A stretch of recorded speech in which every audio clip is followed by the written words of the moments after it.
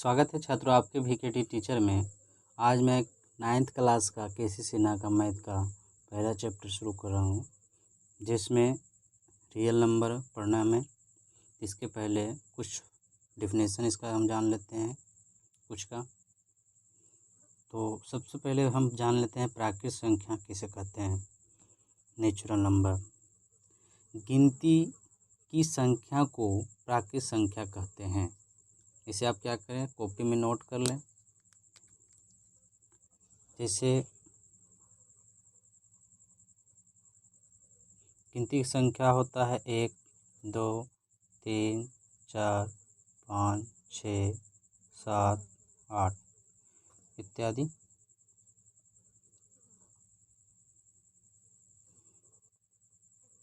इसे नोट कर लें कापी में। इसके बाद हमें पढ़ना है पूर्ण संख्या, जैसे कहते हैं होल नंबर। गिनती की संख्या के पहले शून्य लगा देने से वह पूर्ण संख्या हो जाता है। जैसे में गिनती संख्या 1 से शुरू होता है तो उसके पहले 0 लगा दिए थे। 1, 2, 3, 4, 5, 6, 7 इत्यादि। ये संख्या जो हमें प्राप्त हुआ है यह पूर्ण संख्या कहलाएगा। पूर्ण संख्या का अर्थ होता है पूरा। जैसे 2 है तो 2 पूरा होना चाहिए, ना कि 2/3 या फिर 2.4, ये सब नहीं। इसमें जो है 2 है तो पूर्ण रूप में 2 कहलाएगा, वह पूर्ण संख्या होगा। इसके बाद हम पढ़ेंगे धनात्मक संख्या क्या होता है। धनात्मक संख्या जिसको कहता है पॉजिटिव नंबर। तो वैसी संख्या जिसके पहले जोड़ का चिन्ह लगा हो, तो जोड़ का चिन्ह लगा भी रहेगा, नहीं भी लगा रहेगा, उसे भी हम क्या कह सकते हैं, तो धनात्मक का परिभाषा दे सकते हैं। वैसी संख्या जिसके पहले जोड़ का चिन्ह लगा हो उसे धनात्मक संख्या कहते हैं। जैसे इसका उदाहरण देंगे, +2, +3, कुछ भी संख्या लिख दें, +4, या फिर नहीं भी चिन्ह लगाएंगे तो भी चलेगा, इत्यादि। इसके बाद ऋणात्मक संख्या जिसको ऋण कहेंगे, तो नेगेटिव नंबर। वैसी संख्या जिसके पहले घटाव का चिन्ह लगा हो, यानी माइनस का चिन्ह लगा हो जिस संख्या के पहले, उसे ऋणात्मक संख्या कहते हैं। तो इसमें जो है हमेशा चिन्ह लगा रहेगा संख्या के पहले, तभी यह चिन्ह ऋणात्मक संख्या कहलाएगा। जिस तरह से -6, -7, -8 या कोई भी संख्या हो उसके पहले हमेशा माइनस लगल रहेगा तभी, इत्यादि। माइनस चिन्ह ना लगल रहे तो उसे हम क्या कहेंगे, धनात्मक कहेंगे। माइनस चिन्ह लगल रहेगा तो ऋणात्मक कहेगा। इसके बाद हम पढ़ेंगे पूर्णांक, इंटीगर।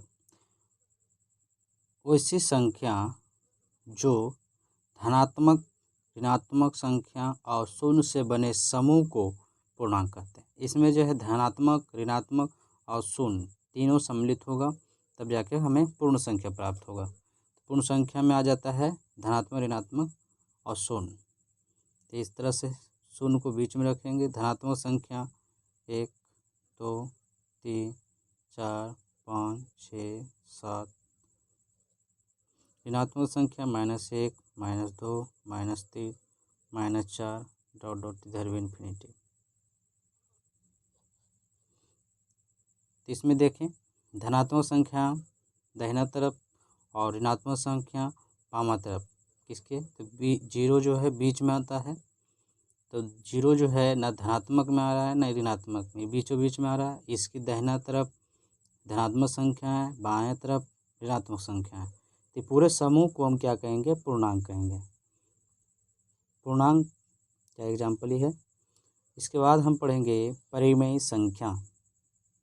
परिमेय संख्या, नेशनल नंबर। वैसी संख्या जो P/Q के रूप में हो उसे परिमेय संख्या कहते हैं। जहाँ Q बराबर 0 ना हो, Q बराबर 0 नहीं हो, क्योंकि हर, Q को क्या कहते हैं, हर कहते हैं। Q बराबर 0 जो है अपरिभाषित है।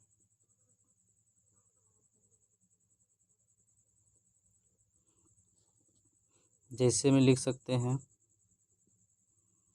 5/4, 3/4, 4, 8। देखिए जो पूर्ण संख्या भी लिख सकते हैं, इसके देखिए 1 लिख सकते हैं, कुछ नहीं तो ये भी अंश बटा हर हो गया, ठीक है। या फिर 6 या 7/3 इत्यादि। और इसमें एक चीज़ है कि परिमेय संख्या p/q के रूप में हो, नहीं तो अंश बटा हर के रूप में भी हो। परिमेय संख्या को वहीं भिन्न भी कहते हैं, ठीक है। तो इसका जो है उदाहरण पूर्ण संख्या रूप में भी लिख सकते हैं या बटा के रूप में भी लिख सकते हैं। तो हम पढ़ लिए क्या, परिमेय संख्या। इसके बाद हम पढ़ेंगे अपरिमेय संख्या। वैसी संख्या जो √x के रूप में हो उसे अपरिमेय संख्या कहते हैं। अर्थ यह है कि कोई ऐसी संख्या जिसका हम वर्गमूल निकालें तो पूर्ण वर्ग ना निकले तो उसे हम अपरिमेय संख्या कहेंगे। जैसे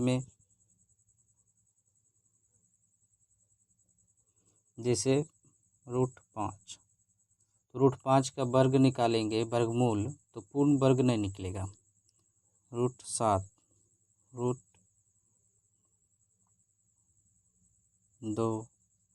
√√3, √11, इसको जो है क्या कहलाएगा, अपरिमेय संख्या हम इसको कहें। पाई एक अपरिमेय संख्या है, ये याद रखेंगे। उसके बाद हमको पढ़ना है किताब में वास्तविक संख्या, तो उसका परिभाषा बताएंगे। परिमेय और अपरिमेय संख्या के समूह को वास्तविक संख्या कहते हैं। परिमेय भी हम पढ़ लिए, अपरिमेय पढ़ लिए, उसी का समूह को कहते हैं वास्तविक संख्या। यानी दोनों परिमेय और अपरिमेय दोनों को मिले हुए को हम वास्तविक संख्या कहेंगे। जैसे में परिमेय में लिख लेते हैं 3, 4 या फिर 6/7, √5, √7, √8। इस संख्या सभी संख्या क्या कहलाएगा, हमें वास्तविक संख्या का उदाहरण देंगे। उसके बाद हमें पढ़ना है शांत दशमलव, इसी को अवसानी दशमलव भी कहते हैं। यदि दशमलव के बाद अंकों की संख्या निश्चित हो तो उसे हम शांत दशमलव कहते हैं। जैसे 3.45 इस तरह से रहेगा तो इसको हम क्या कहेंगे, शांत दशमलव। जैसे छोटा सा उदाहरण से समझें,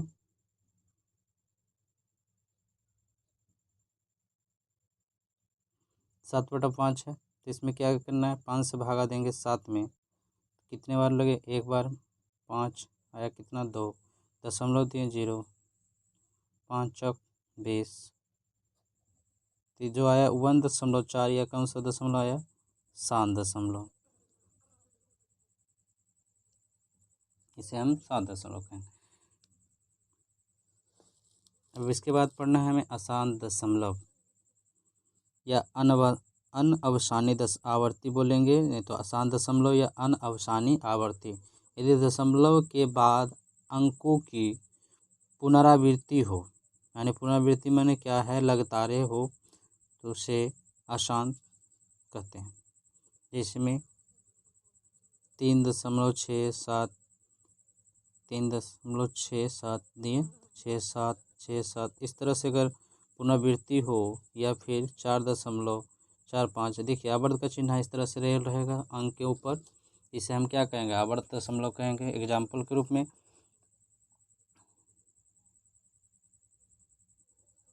3/2, ठीक, तो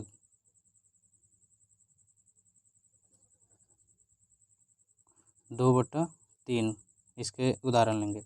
तो 3 से हम यहाँ डिवाइड करेंगे इसको 2 को, तो दशमलव दे के 0 बिठाएँ, 3 छक 18 आ गया 2, तो 2 वाले दशमलव देंगे 0, फिर लग जाएगा 3 छक 18, फिर आएगा 2।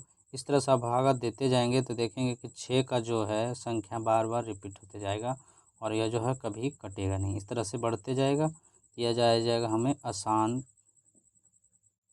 आवर्ती।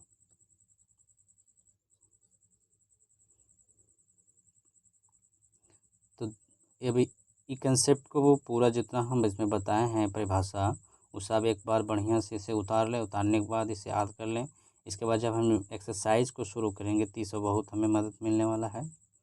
और अभी तक हमारे चैनल को सब्सक्राइब नहीं किए हैं तो प्लीज़ हमारे चैनल को सब्सक्राइब कर लें, साथ में बेल आइकन दबाकर ऑल का नोटिफिकेशन ओके कर लें, जिससे हमारे वीडियो का नोटिफिकेशन आपको समय समय पर मिलते रहे।